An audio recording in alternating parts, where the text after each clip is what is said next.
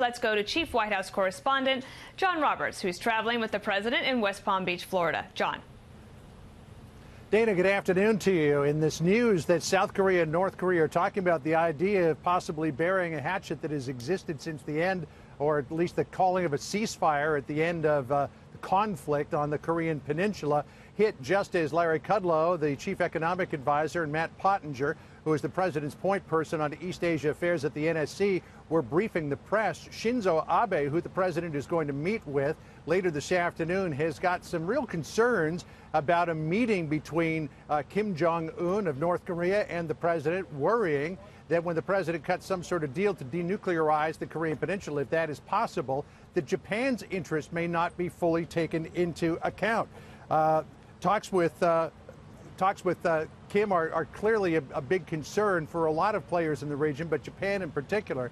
I asked Pottinger about that this afternoon. He said that Japan's security interests fall in line with America's national security interests. I also asked him how this idea of a peace deal between North Korea and South Korea could possibly change the calculation for the president's sit-down with Kim Jong-un, which the president said would happen either in late May or early June. Here's what Pottinger said off camera.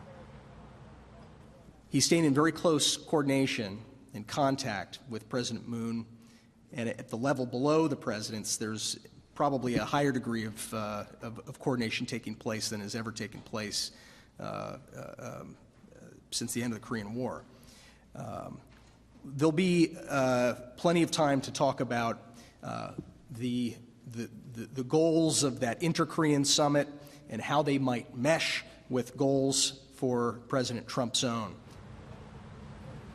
One of the big concerns that Shinzo Abe has that if the Korean Peninsula were denuclearized, that there might not be the need for such a big American footprint in the region, and that might reduce the security umbrella. But again, Pottinger said that Japan's security falls right in line with America's national security. So likely that Japan's security concerns will be taken into consideration. One other point that Pottinger made, there's a narrative coming out of Japan that this announcement of the possible Kim sit-down with President Trump came as a surprise. Pottinger said as close as the United States is with Japan, he doesn't see how it could have been a surprise. Dana?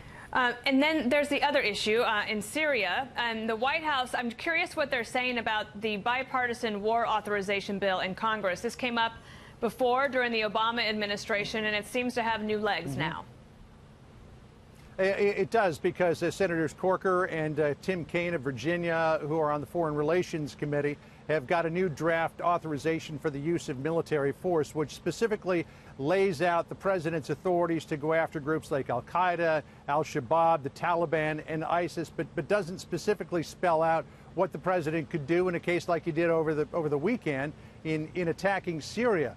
The White House does not have an official position on the new AUMF, except to say this afternoon, Dana, that they are comfortable with the current AUMF. They think that it covers everything that the president would possibly need to do. So I guess that in a way is saying we don't need a new one, and therefore we don't support the new one. But the White House only saying this afternoon they're comfortable with authorities contained in the existing AUMFs.